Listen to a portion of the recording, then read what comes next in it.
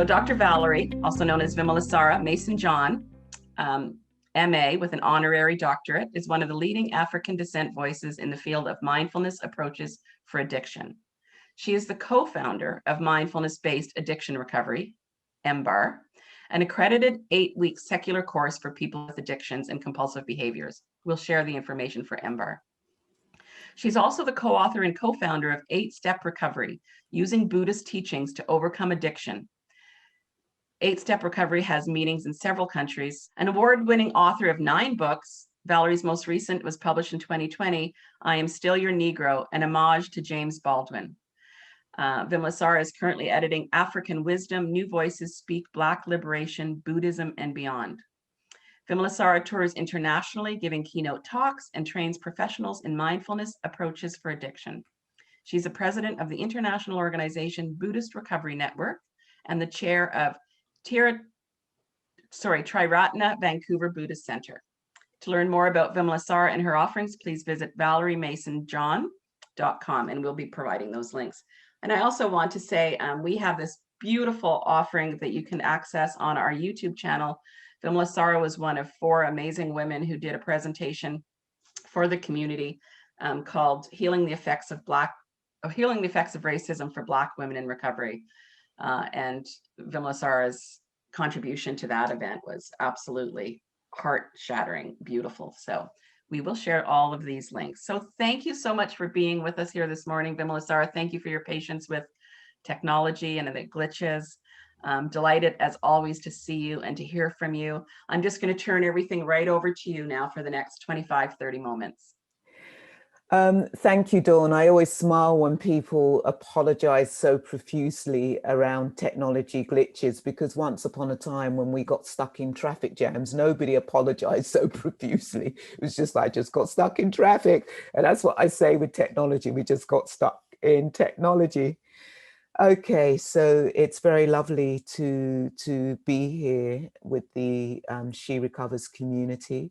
I am actually zooming in from the Sechelt Nation Musqueam land and on unceded territory, and just really I thank the land for just allowing me to be here and to support me. And my pronouns are they, them, theirs. And when I was asked to speak on this day, I thought, okay, I will come out. Yeah, I will come out, because I don't often talk about disordered eating and the body. And actually disordered eating was something that actually terrorized me for many, many years. And when I was thinking of the title, first of all, I thought, oh, When the Body Says No, and we know that's a famous book. And then I just thought, no, When the Body Screams No is the title to this offering that I give you today. Why When the Body Screams No? Because I know that there have been many times when the body has screamed no, and nobody has noticed it. If they have noticed it, they've diagnosed it. You know, if they have noticed that somebody's body is screaming no, they give it a diagnosis. They say, oh, it's schizophrenia, oh, it's bipolar, etc., instead of listening to the scream. So I'm going to begin with a poem. This is a poem that I wrote during my disordered eating. We've been splattered in tabloids, paraded in shop windows, modelled in women weeklies, flaunted across your screens. Such oppression, such repression. Our body harbours all this tension. Men have mass-produced us on a conveyor belt, compartmentalising our parts, manifesting their perfect woman. Such dictation, such convention. Our body festers under all these inflictions. I wear a bra to mould a man-made shape, Spanx girdles to hold a man-made shape. If I wear close-fitting clothes, men whistle and call me fickle. Their lust brands me as a sex object and labels me a slut. Such violation, such humiliation, our body breeds all these infections. We are victims of men's perceptions, spend hours picking spots, pruning brows, shaving legs, bleaching, perming, straightening our natural hair. Such aggression, such destruction, our body riddled with all these manifestations. We are a slave to food, traitors, martyrs, secret eaters, such depression, such corruption, our body stewing all this frustration. We are a Barbie narcotic, a walking neurotic, a pill-popping robotic, a media schizophrenic, such revelations, such recognition, our body a man-made creation. When the body screams no. What are the early warning signs in your body that tell you you are at risk? What are those early warning signs that telling us that our body is saying no? Is it the itchy palms? Is it the grinding of your teeth? Is it the pounding of your heart? Is it the gurgling in your stomach or the itchiness in your groin? Yeah. What are those early warning signs? And we know there's been research. There's been research for people who have been sexually assaulted, and that they have said that they were perhaps at a bus stop and the body was screaming no, but they didn't listen to it. And if they had listened to it, maybe they would have walked out of that situation. And why didn't they listen to it? Because they were conditioned in their childhood not to listen to the body, not to listen to the body scream, not to listen to the body saying no. So if there's one thing you can take away from this talk, is becoming aware of the early warning signs in your body, which is saying, no, this isn't good. I need to remove myself. It doesn't mean to say something is going to happen. All it means is that your body is saying no to the situation you're in and you need to get out. That's all it's saying. Yeah. The body screaming no. And when we have tried to verbalize this no, people have told us perhaps we're paranoid or we have personality disorder or we're bipolar, and the diagnosis tumble out. Nobody asks us, why is the body screaming no? Nobody tells us that the reason why we may have multiple personalities that are warring with us is because we have banished the breath. We have stopped breathing. And when did we stop breathing? Think about it. When did you stop breathing? Yeah. Take a moment to think about it. I think I stopped breathing in the womb. I was a fetus in the womb, a fetus that wasn't wanted, a fetus that was attempts to abort the fetus. Yeah. So I stopped breathing in the womb.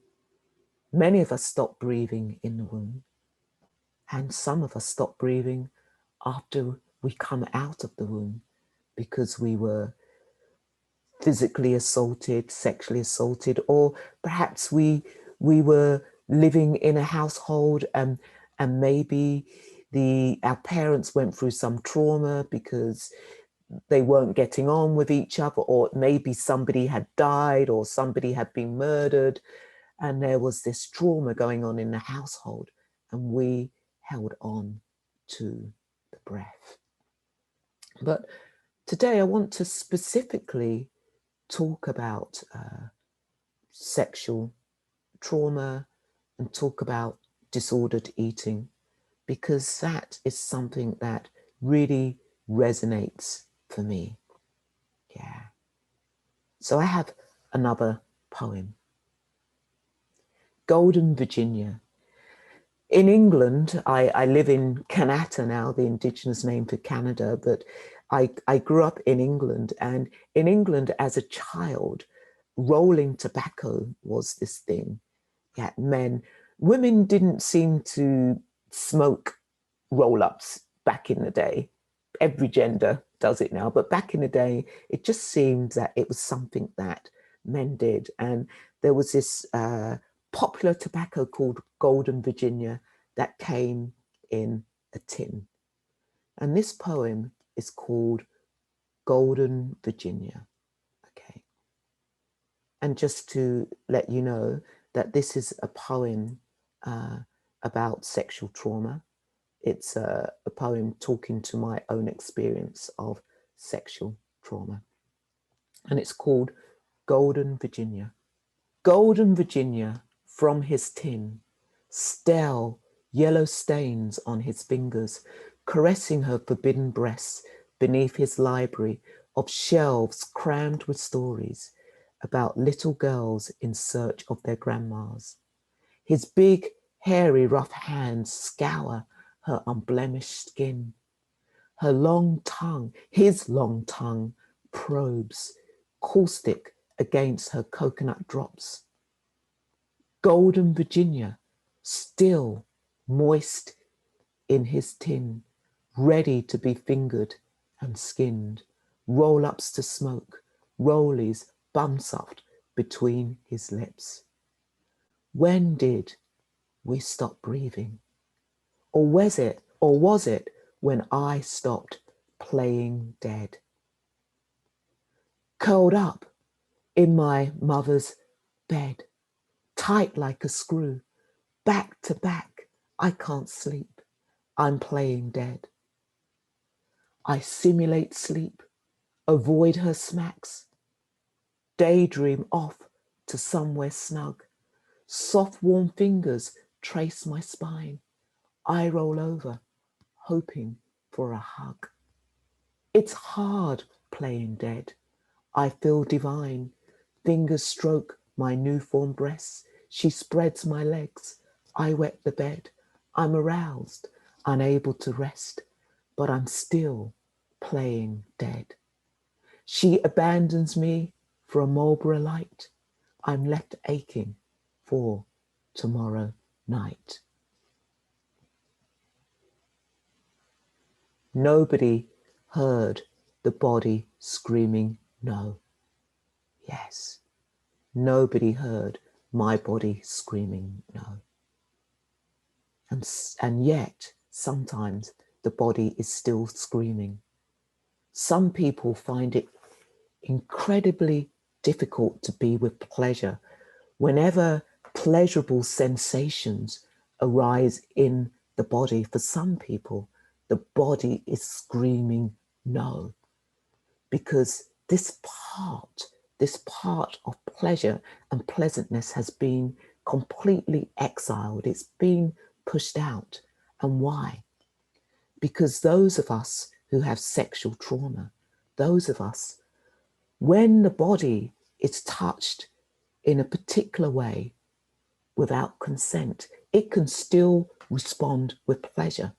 Not because we found it pleasurable, it's just that when the body is touched in a particular way, and I say without consent, the body can still respond with a pleasant sensation. And what I need to tell you is that when there is contact with one of the senses, so this is the contact of the body, the contact of touch. When there's contact, there is always going to be sensation. We cannot avoid the sensation. And so when the body sometimes is touched without consent, a pleasant sensation arises. Yeah. And so for those of us who experience this sexual trauma, for us to know that a pleasant sensation arose, we begin screaming with disgust. We begin to collapse pleasant sensations in the body with disgust. And so for Many people who have had sexual trauma, their whole sexual relationships have been completely messed up because that body or our body screams with a physical alarm at any whiff of arousal. And I remember this so clearly when I was much younger, moving into consensual relationships and the body screaming, literally screaming. And I call that scream, it would be this physical sensation in the body that was screaming. And it was like, I cannot go any further with this. The body screaming, no. This is so important. Many people don't realize this. To just know that if you're somebody who's experienced sexual trauma and you're somebody who still finds it difficult to be with pleasant sensation arising in the body, it's because we have exiled it to protect us from the disgust that we feel, that disgust. And we've started blaming ourselves. So from this moment onwards, put the blame down. Yeah. You don't need the blame anymore. Nothing to do with you. Again, when the body is touched without consent, it can still respond with a pleasant sensation. Yeah. We cannot avoid sensation when there has been contact. When did I start screaming? Let's talk a bit about racial trauma, because I can't separate that as a Black person in this body, in this body that I have. Yeah. So another poem. Sticks and stones did break my bones, and words did always hurt me. My white mother told me never to moan. She was old and cold as stone. I was young and scared as she. Sticks and stones did break my bones. I had no friends, so played alone. I hated myself for being adoptee. My white mother told me never to moan. A white child broke my jawbone. He pulled me down onto my knees. Sticks and stones did break my bones. One day I was found crying on my own. White children came over and pissed on me. My white mother told me never to moan. When there was blood on the curbstone, my white mother tried to protect me. Sticks and stones did break my bones, but she told me never to moan. And so, if we're told never to moan, if we're told never to complain, what happens? We push it down in the body. We stop talking verbally. And so the body begins to scream. Yeah. And many of us have been told not to complain, not to moan. Many of us perhaps who had the courage to speak up and say, we were being sexually assaulted or we were being racially assaulted, were told not to complain, told it was a lie. I never had the courage to talk about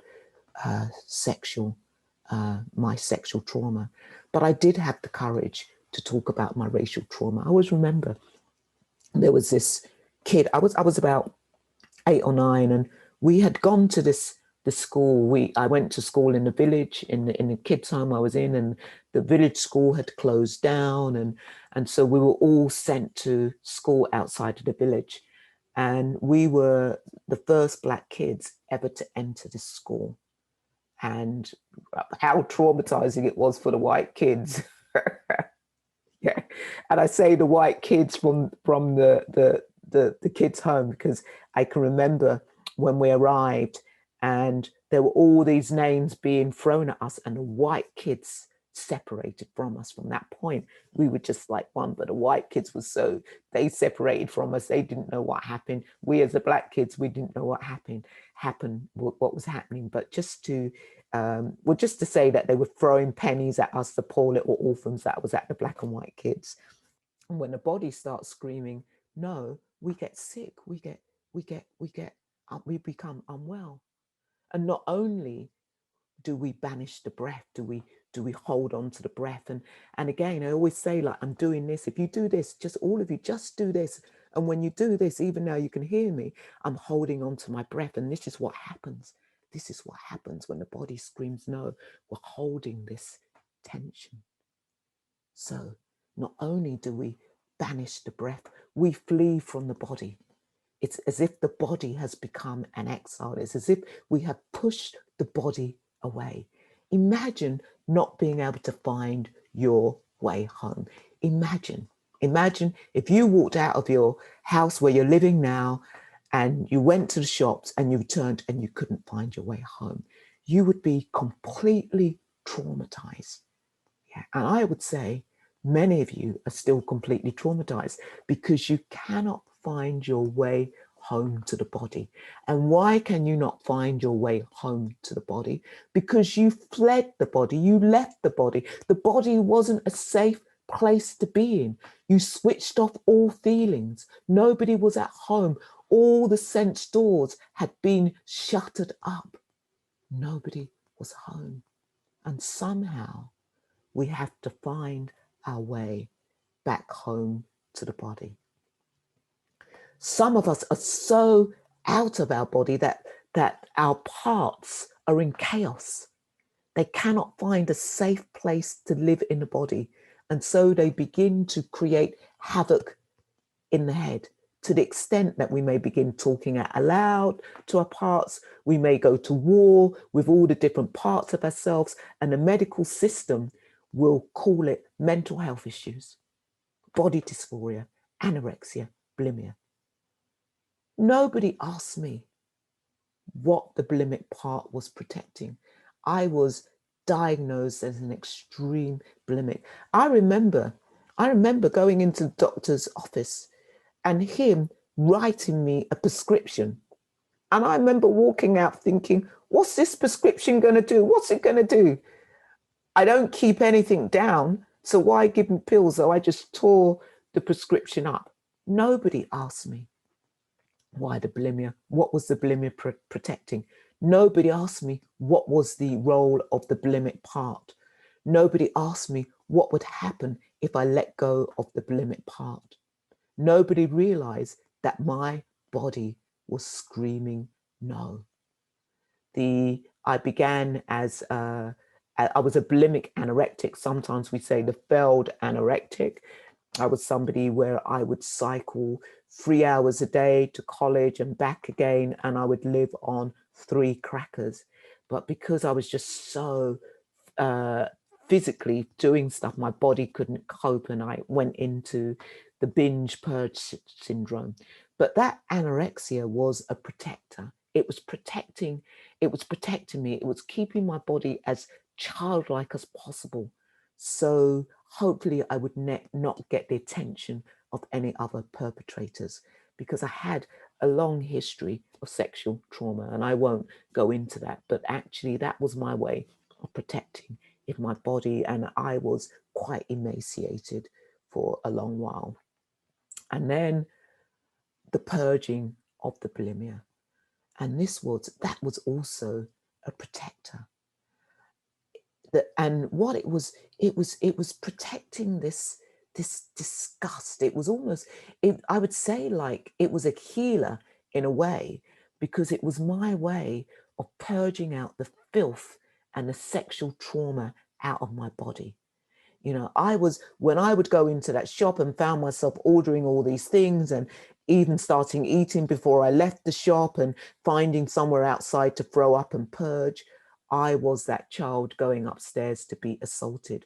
I was relieving the oral trauma and purging the filth out. That's what I was doing. I remember very clearly, it was, oh my God. And I was purging the filth out. And I remember getting to the point of thinking, I don't need this anymore, but I just didn't know how to stop.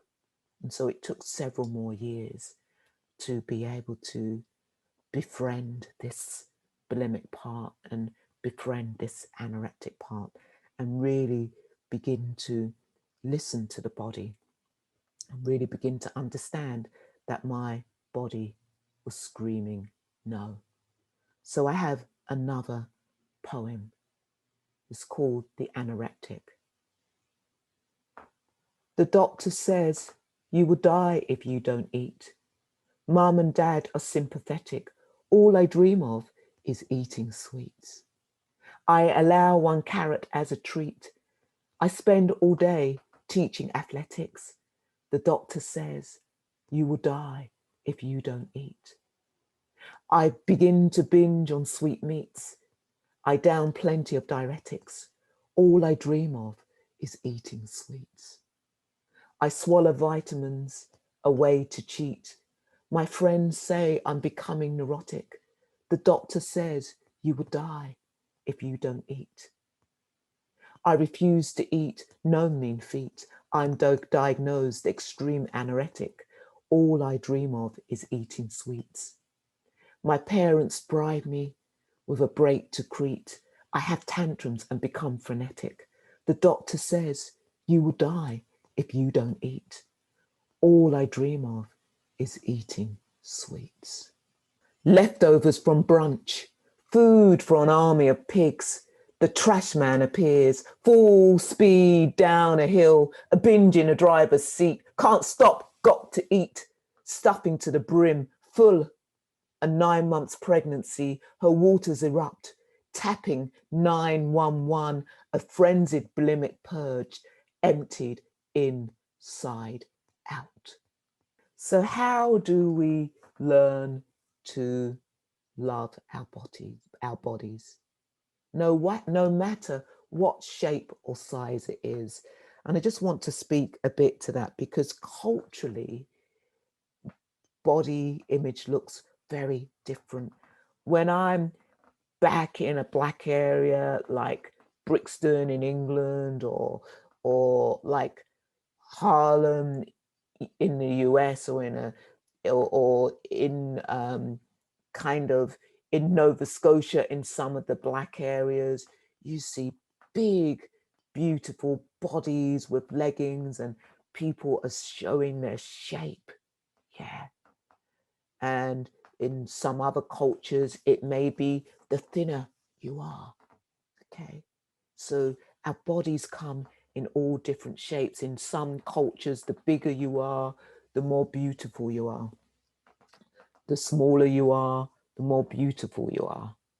And sometimes we know that if there is some, if we call it that body dysphoria, it may be that for some people, the bigger the body is, it's a protection to protect us from the world. Just as I wanted to get smaller so that perpetrators wouldn't recognize me, wouldn't see me, some people choose to be bigger so that perpetrators don't recognize them, so that it's a protection. Okay. So no matter what your body is, we have to begin to learn to love the body. Yeah. We have to learn to love it. We have to get to know it. We have to get familiar with the scream in our body. Yeah. So this is really important. What I want to say is our behaviors have roles. They're not diagnoses. Diagnosis just describe a behavior. Diagnosis will not make us well. And they definitely do not stop the body screaming. Yeah. We have to learn to come home to the body. Yeah. And how do we do that? We need help. We have to ask for help. It's not something that we do on our own. We have to ask for help.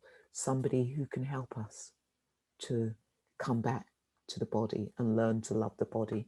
And there are many, many meditations. You can find some of my meditations on Insight Timer. One of them, the 5 basic needs of the heart, is one of the ways that we learn to love our body, how we learn to begin to pay more attention to it so we can hear the scream, attend to the scream.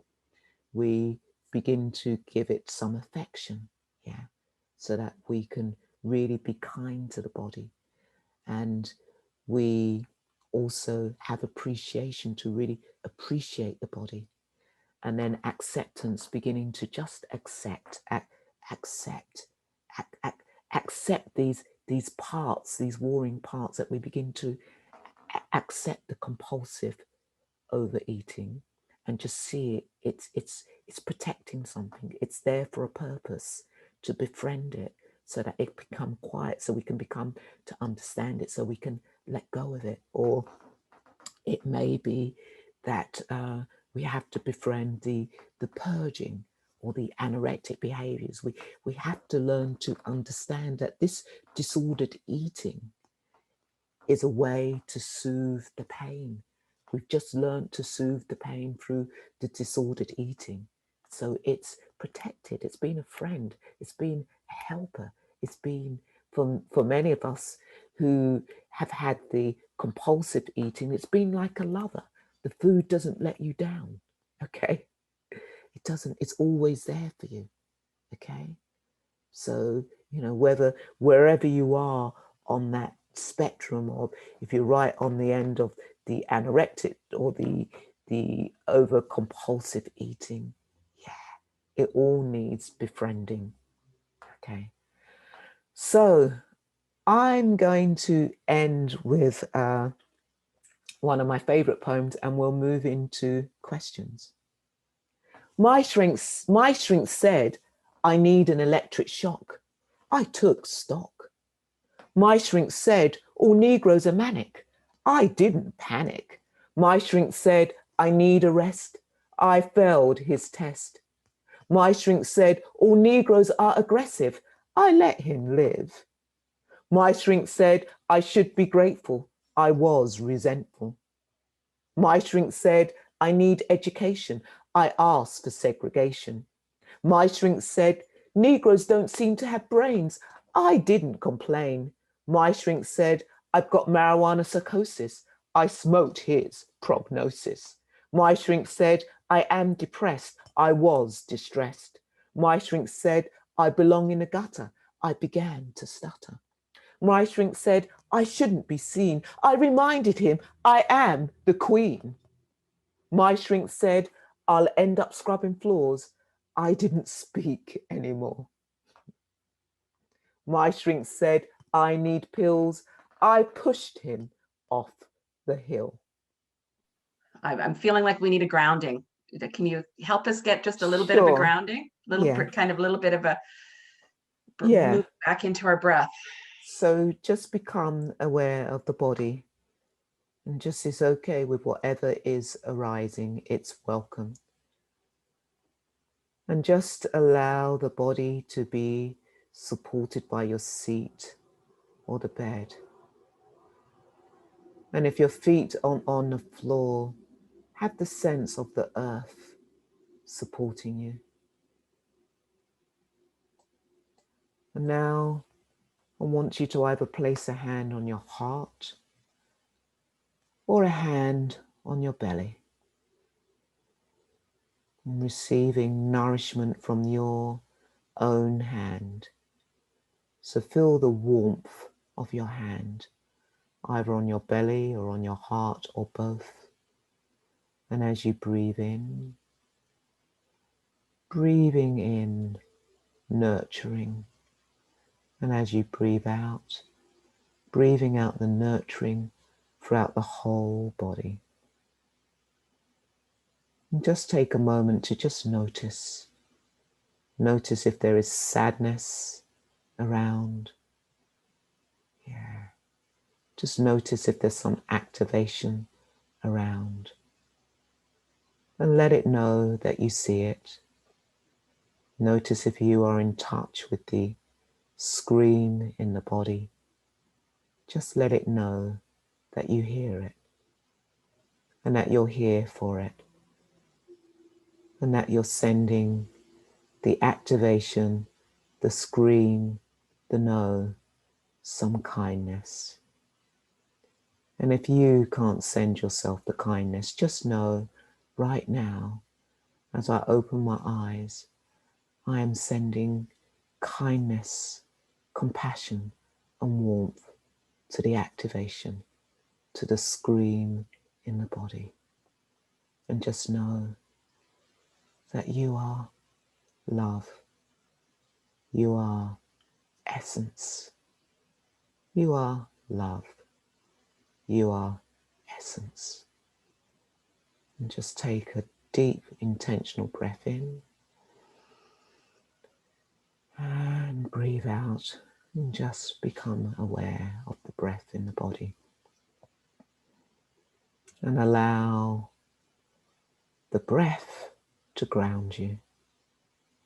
And just allow feelings to arise and cease, just like the waves in an ocean. Feelings to arise and cease.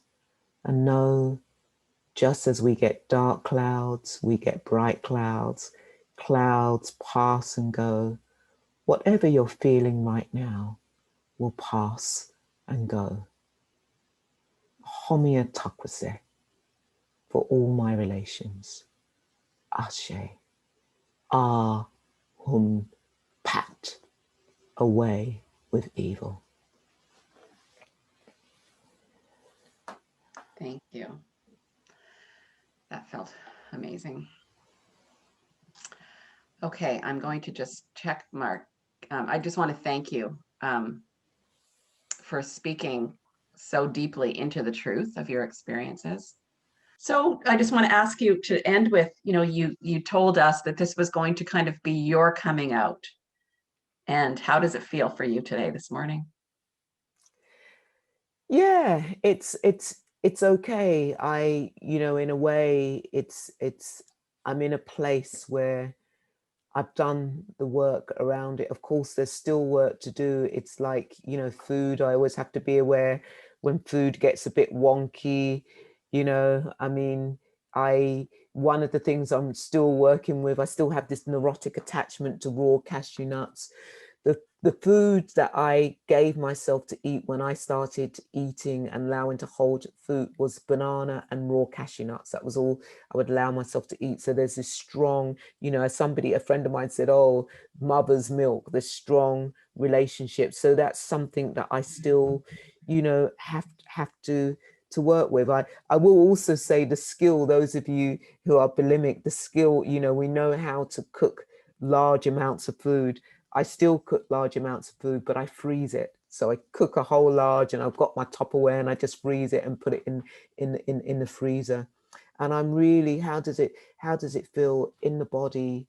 There's a lightness, because I think that I can begin to be of service with people who have disordered eating, and more of service to people who have experienced sexual trauma. So yeah, there's a lightness. Thank you for asking. Thank you very much. One of our intentions and guiding principles reads that when we're ready, we recover out loud, so that women who are struggling can find and join our movement. And so I'm so grateful to you that you were ready, and that you were able to be with us here this morning and share your beautiful poetry, your experience, your strength, and your hope. So thank you.